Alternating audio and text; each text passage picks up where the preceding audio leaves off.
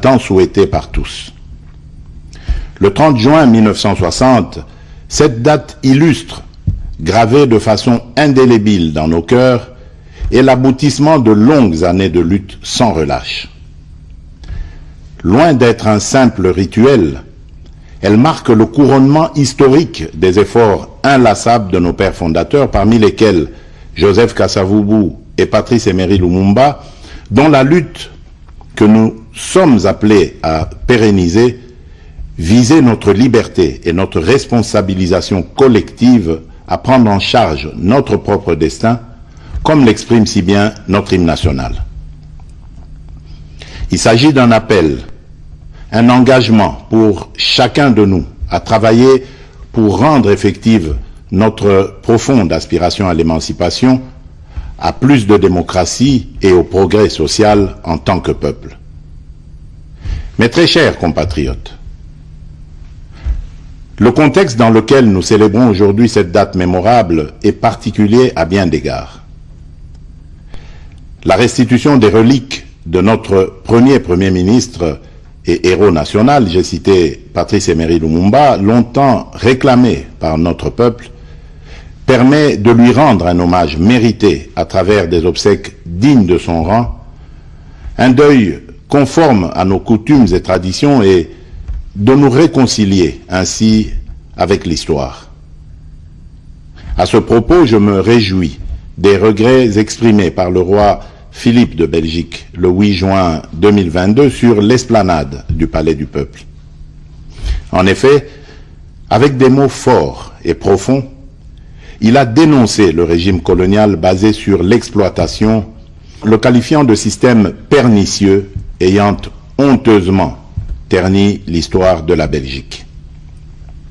Je me réjouis également des mots courageux prononcés le 20 juin dernier à Bruxelles par M.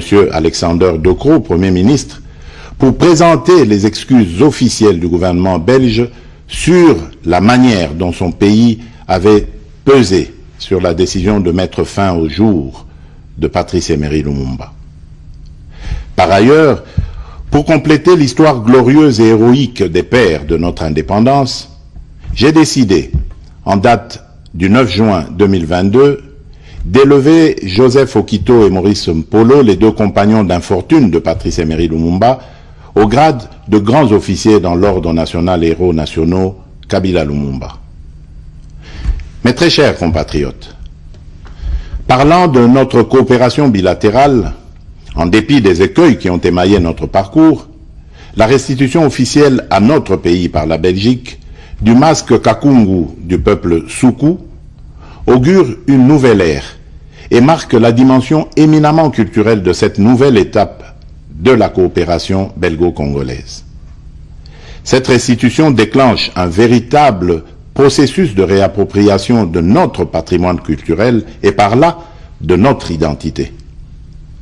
62 ans après, la Belgique et notre pays sont désormais déterminés à se tourner résolument vers l'avenir et à écrire un nouveau chapitre de leur histoire afin de transmettre à la nouvelle génération une mémoire collective pacifiée. Mes très chers compatriotes, la célébration de ce jour a lieu dans un contexte sécuritaire particulièrement préoccupant qui affecte notre existence en tant que nation. Comme nous le savons, notre pays fait face à une énième agression de la part du Rwanda qui agit sous couvert du mouvement terroriste M23 et ce, en violation de tous les accords et traités internationaux. À ce sujet, garant de l'unité et de la cohésion nationale, je réitère mon serment constitutionnel de maintenir l'indépendance et l'intégrité territoriale et de sauvegarder l'unité nationale. Je rassure le peuple congolais, dans toute sa diversité, que je ne ménagerai aucun effort pour que la paix et la sécurité soient rétablies et que les agresseurs soient repoussés hors de notre territoire. Dans le même sens, j'appelle chacun de nous à considérer l'intégrité de notre territoire comme une question vitale pour laquelle nous n'admettrons ni transaction ni compromission. C'est ici le lieu de rappeler que notre option pour la paix et notre sens de relation de bon voisinage ne constituent pas une faiblesse. Les Congolais, peuple épris de paix et de justice, n'accepteront aucunement d'être agressés constamment. Pour imposer cette paix que nous appelons de tous nos voeux, nous userons de toutes les voies de droit nous reconnues pour que le peuple congolais vive définitivement dans la paix et la quiétude sur son sol. Mes très chers compatriotes, la paix et la sécurité nationale demeurent pour nous la priorité absolue. La République démocratique du Congo, notre pays, a déjà payé un lourd tribut, avec près de 10 millions de morts, ainsi que plusieurs millions d'autres personnes déplacées à la suite des atrocités commises par les forces d'agression, les forces négatives et les autres groupes terroristes étrangers, appuyés par des puissances extérieures. Pour mettre fin à cette situation, nous avons résolu d'orienter nos efforts vers le double front diplomatique et militaire. Sur le plan diplomatique, il est important de noter que tout au long de son cheminement, et grâce aux actions spécifiquement entreprises tant au niveau de l'Organisation des Nations Unies qu'à celui des organisations régionales dont il est membre, notre pays a pu obtenir un soutien diplomatique se traduisant notamment par la dénonciation et la condamnation des auteurs de l'agression dont la République démocratique du Congo est victime. Le processus de paix de Nairobi, initié par le président Uhuru Kenyatta, entamé le 21 avril 2022 et ayant conduit aux consultations constructives avec les groupes armés locaux, est le fruit d'une réflexion mûrie lors des conclaves des chefs d'État de la communauté d'Afrique de l'Est, à laquelle notre pays a adhéré récemment. Ces consultations s'inscrivent dans le cadre du volet politique de la mise en œuvre du communiqué du deuxième conclave des chefs d'État en vertu du traité d'établissement de la communauté d'Afrique de l'Est.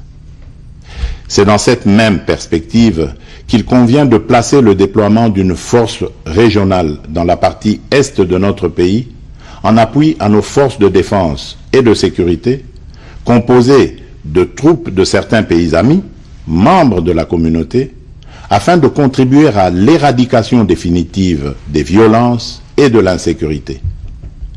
J'ai exigé et obtenu que le Rwanda n'y participe pas, en raison de son engagement aux côtés du groupe terroriste M23. Dans le prolongement des efforts fournis pour le renforcement de l'autorité de l'État sur l'étendue de la République, j'ai mis en place le programme de désarmement, démobilisation, relèvement communautaire et stabilisation, PDDRCS en sigle, pour répondre aux attentes des milliers de combattants des groupes armés congolais ayant déposé les armes.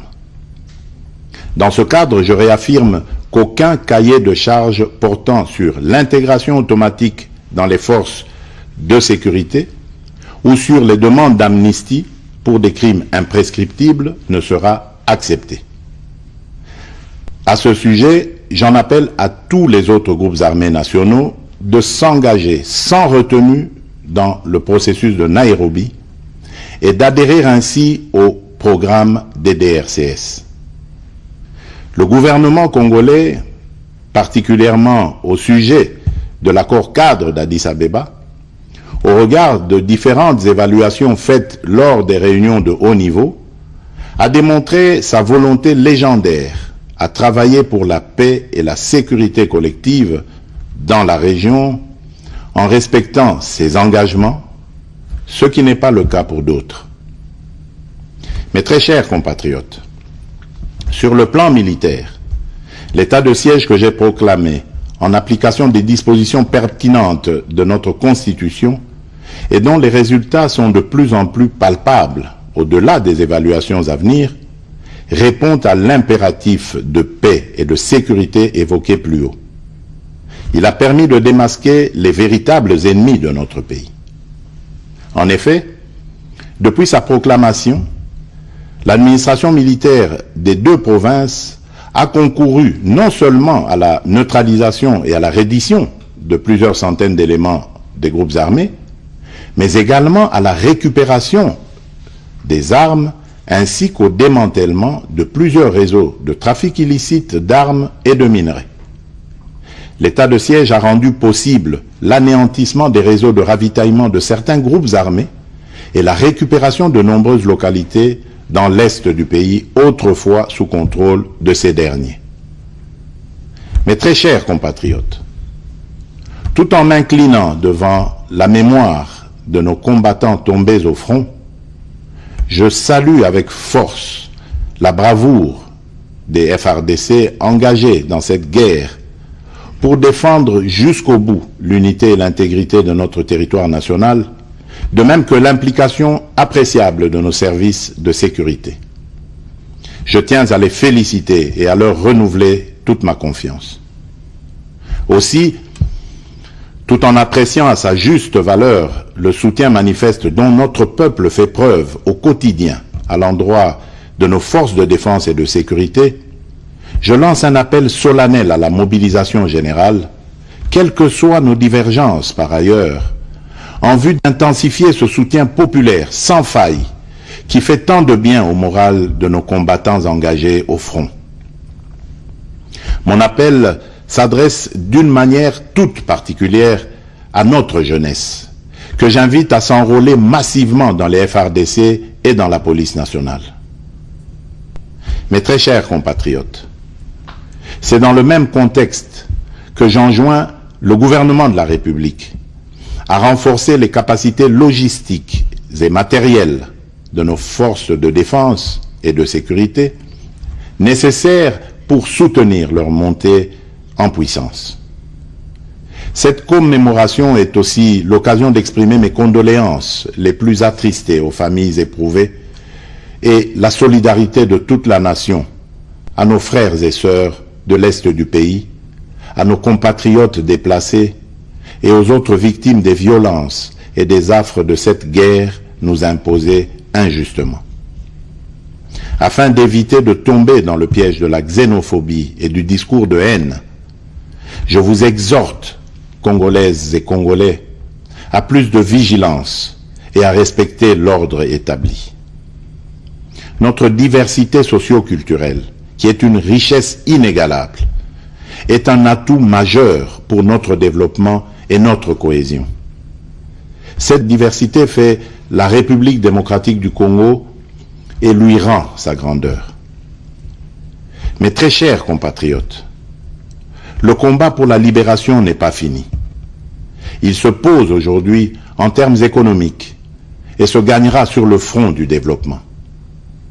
62 ans après la proclamation solennelle de notre indépendance, nous avons franchi une étape symbolique de l'histoire de notre pays pour engager un nouveau combat, celui de promouvoir une croissance inclusive pour lutter contre la pauvreté et les inégalités sociales.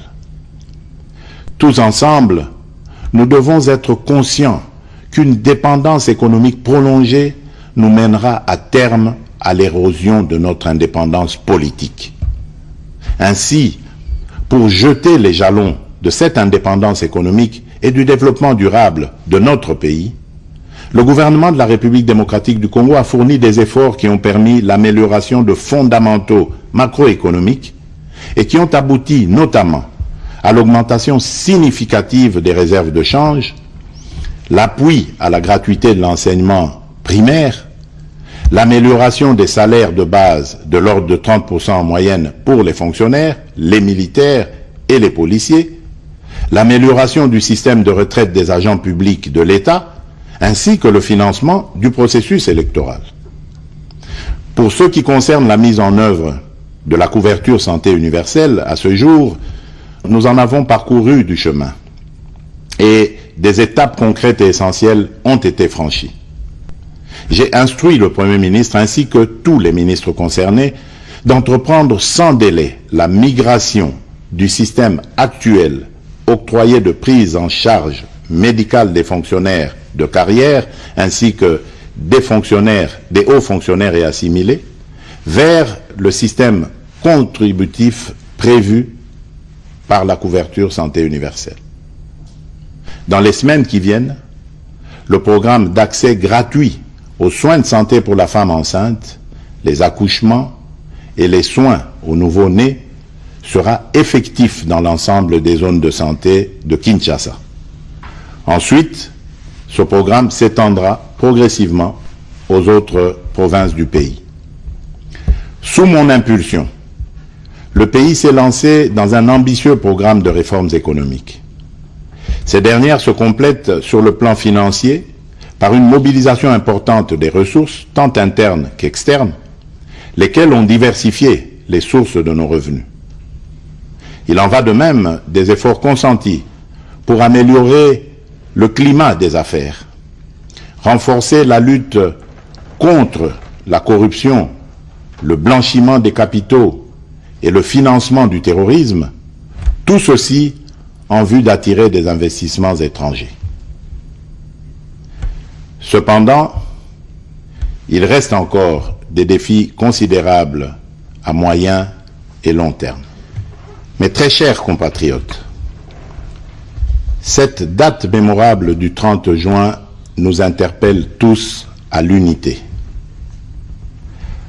Par-delà nos diversités de tous ordres, et au regard des menaces et autres velléités dont le pays est victime, ce 30 juin à la saveur si particulière est une date qui doit absolument nous rassembler, symboliser et galvaniser notre serment de vivre ensemble, unis par le sort et dans l'effort, serment que nous avons hérité de nos pères fondateurs et que nous devons, à notre tour, vertueusement transmettre aux générations futures. En restant sur la voie de la sagesse héritée de nos pères fondateurs, continuons à bâtir notre grand et beau pays, la République démocratique du Congo, cette belle terre hospitalière et bienveillante qui fait battre continuellement la chamade à nos cœurs, pour ainsi donner une allure forte à notre existence collective, à notre destin commun et à notre unité nationale. Bonne et heureuse fête de l'indépendance à toutes et à tous. Que vive le peuple congolais, que Dieu bénisse abondamment la République démocratique du Congo